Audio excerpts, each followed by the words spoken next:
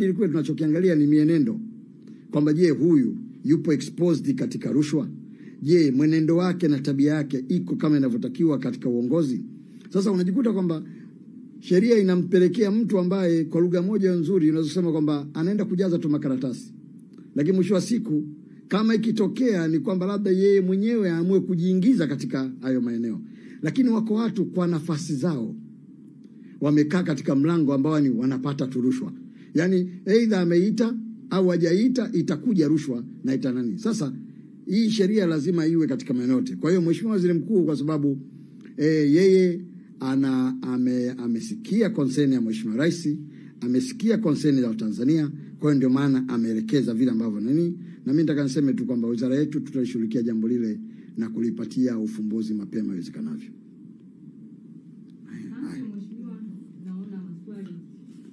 Naona maswali yameongezeka, karibuni. Asante. Mimi naitwa Janet Jovini, natokea Demokrasia. Nina maswali mawili. Umezungumza kuhusiana na mifumo ambayo ipo mingi kidogo na ina lengo la kuboresha ufanisi katika wizara na watumishi. Swali langu nilikuwa napenda kufahamu labda ni kuna changamoto gani ambazo zinaweza kujitokeza wakati wa utekelezaji wa mifumo ya kidijitali kwa wizara yenyewe labda na watumishi.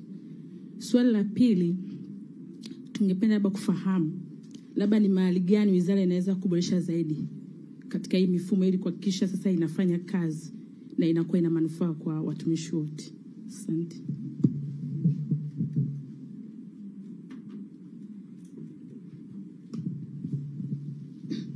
Asante. Naitwa Martin Joseph na natokea Radio Maria. Swali langu la kwanza, Mheshimiwa Waziri, mfumo wa e-mrejesho pamoja na huu mfumo wa daftari ni wa kidijitali. Asilimia kubwa ya wananchi ambao hasa wako vijijini wanatumia vitochi. Na huu mfumo ni wa kidijitali. Je, maoni yao watayawasilisha kwa namna gani? Kwa sababu kwa sasa hivi hatujafikia level ambazo wengi kwa Dar es Salaam inawezekana. Lakini ukitoka tu kwenda Pwani kuna baadhi ya maeneo unakuta wananchi bado hali zao ziko chini. Swali la pili, miongoni mwa vitu ambavyo vimekuwa vikipigiwa chepuo sana na vikizungumzwa, kitu chochote kinapokuwa kinaanza kwa nguvu kubwa. Hasa swala hili la utendaji wa watumishi wa umma. Mara nyingi serikali mpya inapokuwa inaingia, matamko mengi sana yanakuwa yanatoka. Lakini baadaye hali inakuwa inabadilika na wananchi wanarudi kule kule walipotoka. Lipi tamko lako kwa watumishi wa umma? Hasa wale ambao hawatakuwa wakiwa na utendaji mzuri hapo mbeleni, au wananchi wachukue hatua gani? Swali la tatu kuhusiana na TASAF. Ni moja ya swala limekuwa ni muhimu sana. Lakini kuna baadhi ya sehemu limekuwa likipigiwa kelele, ambao wamekuwa wakihusishwa na mfumo huu wa TASAF, wengi sio walengwa wa huu mfumo. Wewe kama waziri unatupa tamko gani ili tuelewe kwamba huu mfumo moja kwa moja kwa awamu hii ya sita ya serikali hii utakwenda kuwagusa wale walengwa zaidi? Asante Mheshimiwa. Mheshimiwa, naomba uendelee kutoa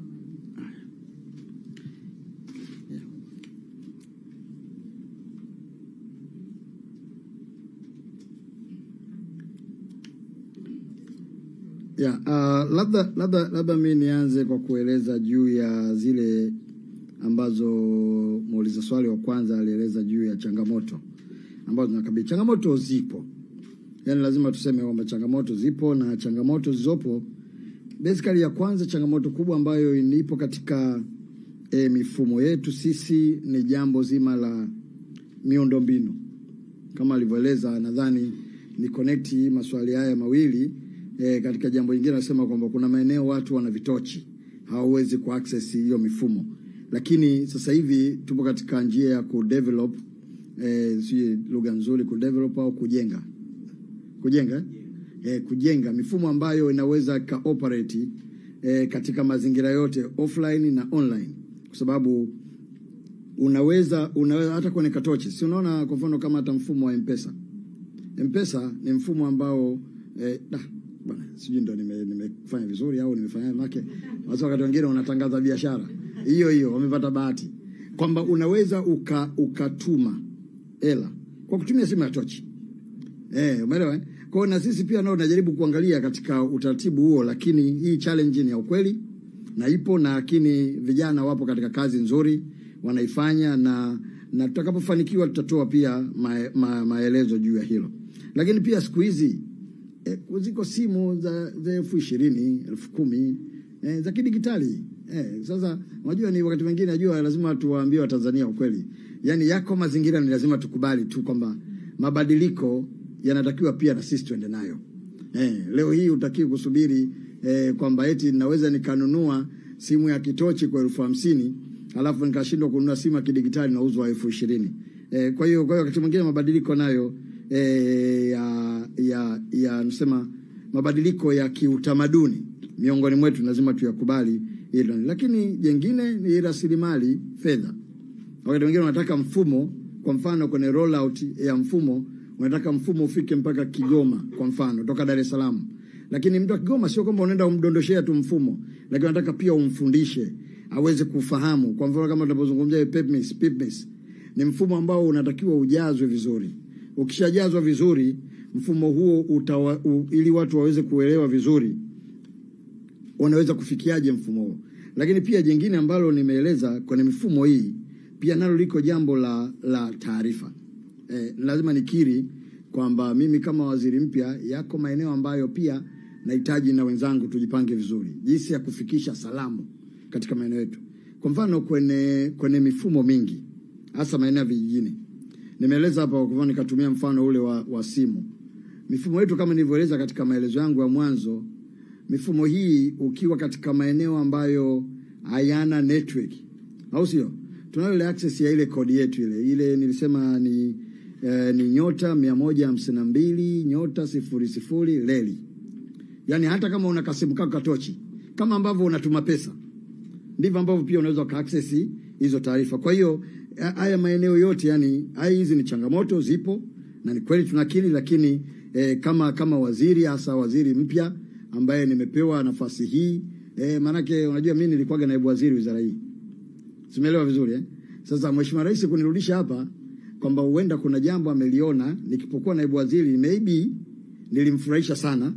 Kwa hiyo sasa kunirudisha hapa manake sasa kwamba niende nikafanye pushi na kazi na kuhakikisha kwamba mambo yanakwenda kwa kasi zaidi. Kwa hiyo ninaamini kabisa katika hilo, hizi changamoto ambazo mimi niliziona kipindi kile na changamoto kama hizi ambazo nyinyi pia kama waandishi mnazieleza ni wajibu wetu. Lakini ukiangalia katika yote nasema kwamba bado tunatakiwa tukazane sana kuhakikisha kwamba elimu inafika kwenye umma ili mambo yaweze kwenda vizuri.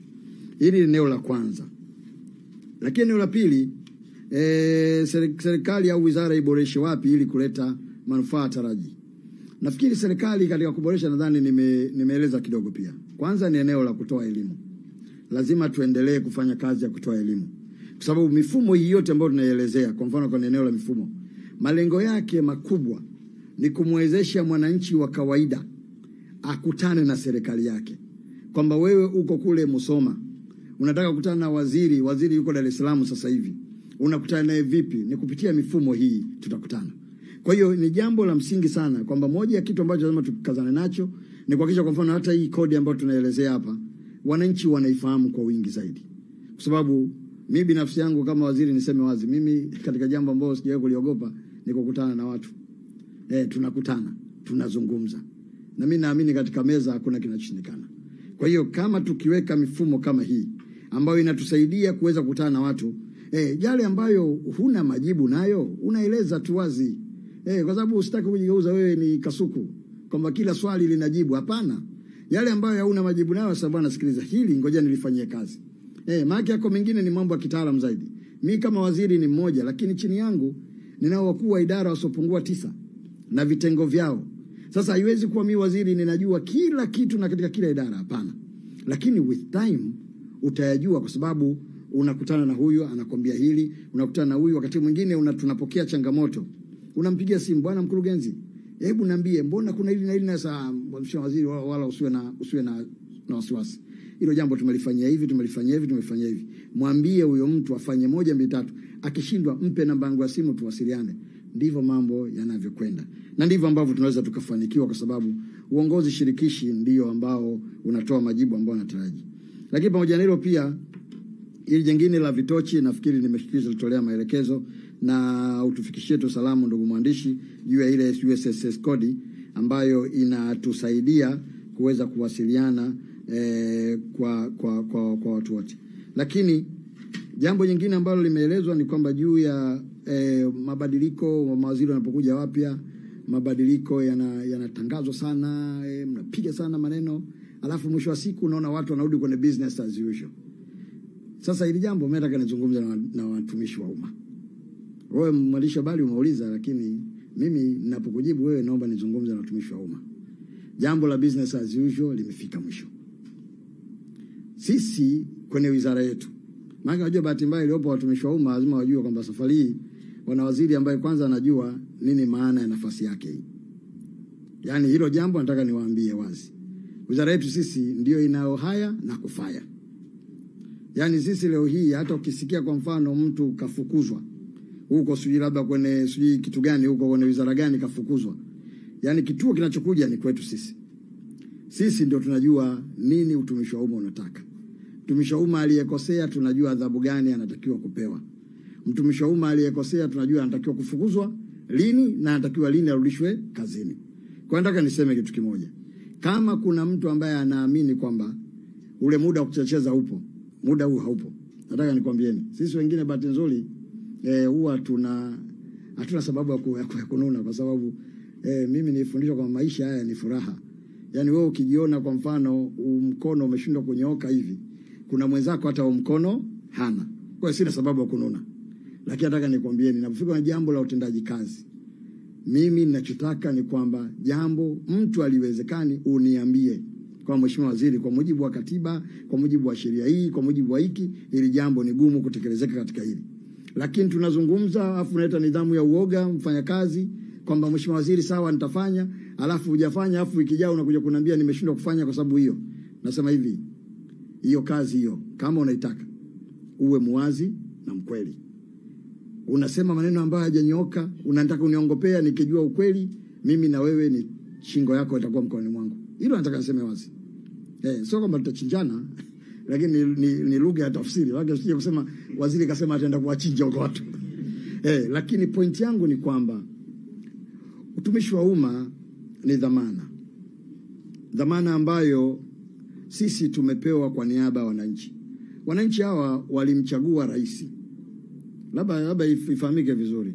Wananchi wa Tanzania walimchagua mtu anaitwa rais. Rais akaona kwamba kwa sababu mimi ndio polisi, mimi ndio mwanajeshi, mimi ndio daktari, mimi ndio nani, hebu nitafute watu ambao watanisaidia kusimamia haya maeneo ambayo wananchi wangu wamenituma niende nikafanyie kazi.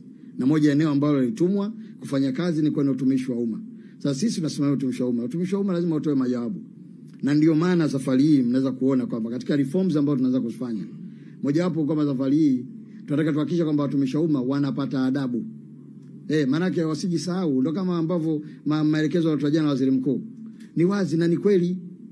Nani asiyejua kwamba kuna watu ambao yani yeye anaweza akaja hivi kama jana alitoa mfano kwamba kuna mtu anakuja kwako mfanyabiashara anapewa kodi kila wiki. Yani mpaka unashindwa kuelewa hivi kodi inatokea wapi? Yani mtu anakuja leo anakuja Ridhiwani anakutwanga kodi 200,000. Baada ya siku 4 anakuja sijui Maumi anakutwanga kodi 2,200,000. Baada ya siku 3 sasa unajiuliza hata kama hiyo kodi inalipwa kwa mujibu wa sheria, kodi inalipwa kila mwezi au kwa kila bidhaa au kwa kila biashara inayofanyika. Lakini mimi sijafanya kodi hiyo. Alafu kesho kutwa anakuja mtu anakuambia bwana tumekuangalia, tumekuona kwamba wewe upate msamaha ulipe kiasi hiki. Hicho unachokilipa kinatoka wapi?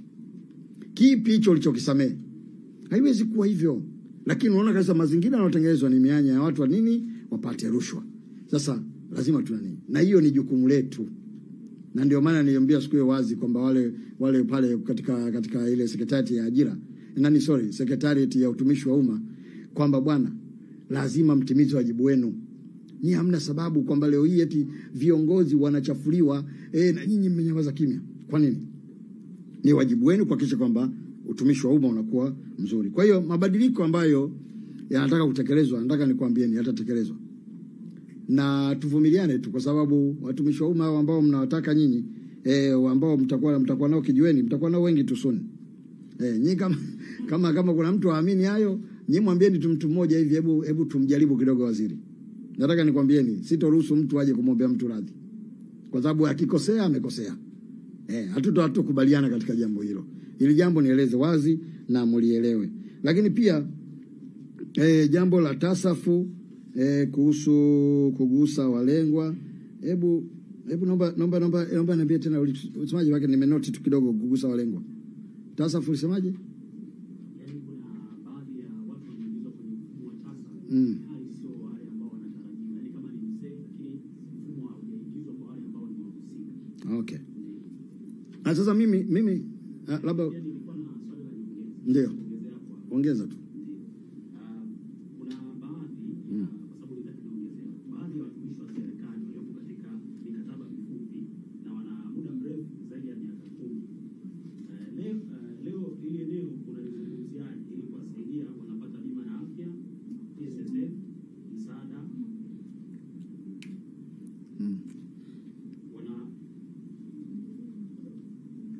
Endelea tu.